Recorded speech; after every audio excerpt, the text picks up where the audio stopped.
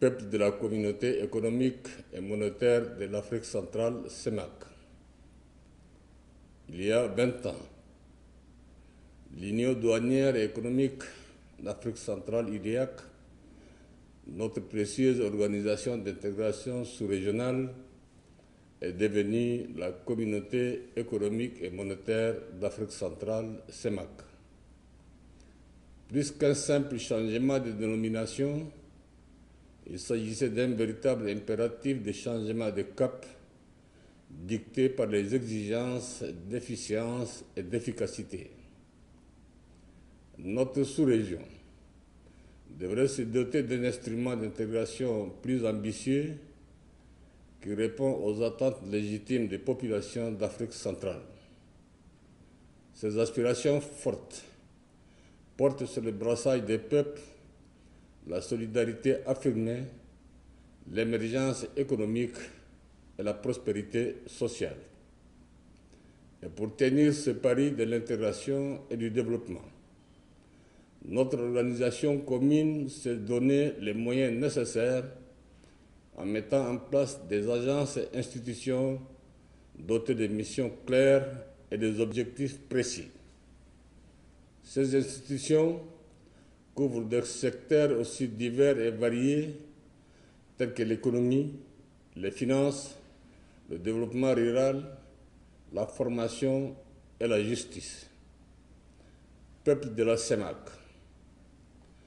notre organisation, fidèle aux engagements pris par les chefs d'État de la communauté, s'est attelée depuis sa création à construire un espace intégré et viable au bénéfice des populations. Des acquis forts, louables, ont été enregistrés à l'image du marché commun, des interconnexions intracommunautaires physiques, de la monnaie unique et tout récemment de la libre circulation des biens, des services et des personnes. Je voudrais mettre un point d'honneur sur ce dernier acte fort qui symbolise la cohésion et l'unité des peuples de la sous-région qu'en ont rêvé les pères fondateurs de l'UDEAC. Il nous revient maintenant de franchir rapidement l'étape de la mise en place des passeports biométriques CEMAC et celle de l'identification des postes de contrôle aux normes requises. Je voudrais à cet égard, en ma qualité de président en exercice de la CEMAC, rendre un hommage appuyé à mes pairs pour les efforts volontaristes qu'ils ne cessent de consentir afin de matérialiser l'idéal de l'intégration harmonieuse et durable. Il est évident que notre marche sur le chemin de l'intégration évolue de manière lente, mais sûre, sereine et inexorable. Nous pouvons légitimement nous réjouir des avancées capitalisées et envisager le futur sous le prisme de l'espoir. Je suis convaincu que rien ne peut nous détourner de la voie lumineuse que nous avons empruntée et des objectifs que nous avons collectivement assignés à la CEMAC. C'est pourquoi nous devons sans relâche nous atteler à la mission des réformes institutionnelles dans la perspective de rendre la CEMAC plus performante et plus compétitive, comme on l'a vivement recommandé lors du dernier sommet tenu à N'Djamena. La rationalisation des différentes institutions de la CEMAC est une nécessité absolue au regard de nos grandes ambitions en faveur des peuples de l'espace commun.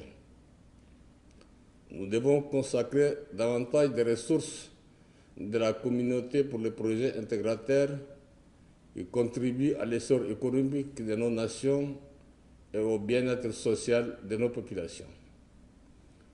Peuple de la CEMAC, la construction d'un espace économique intégré et viable, que nous appelons tous de nos vœux, exige une contribution active et dynamique des femmes et des jeunes. Aussi voudrais-je saisir cette opportunité pour souligner l'extrême importance du renforcement du capital humain. Nous devons à cet égard offrir à la jeunesse de la sous-région des perspectives nouvelles de formation en parfaite adéquation avec notre défi du développement. Nos écoles et instituts sous-régionaux doivent être de véritables pôles d'excellence en vue de doter nos différents États des cadres compétents, hautement qualifiés et ayant la pleine conscience de l'éthique sous-régionale. La mise en œuvre du programme d'économie régionale et du programme de réforme économique et financière de la CEMAC exige à toute épreuve des ressources humaines de qualité. Je note avec satisfaction le développement de l'entrepreneuriat et des initiatives d'auto-emploi dans le milieu de la jeunesse de la sous-région. Cette tendance positive démontre de manière éloquente que nos jeunes se sont appropriés les politiques de développement inclusif. J'exhorte les jeunes de la sous-région à plus de créativité et d'ingéniosité car ils incarnent tout l'espoir de notre communauté. Peuple de la CEMAC, tous nos pays sont en proie à une rude conjoncture économique du fait des chocs exogènes que nous connaissons tous.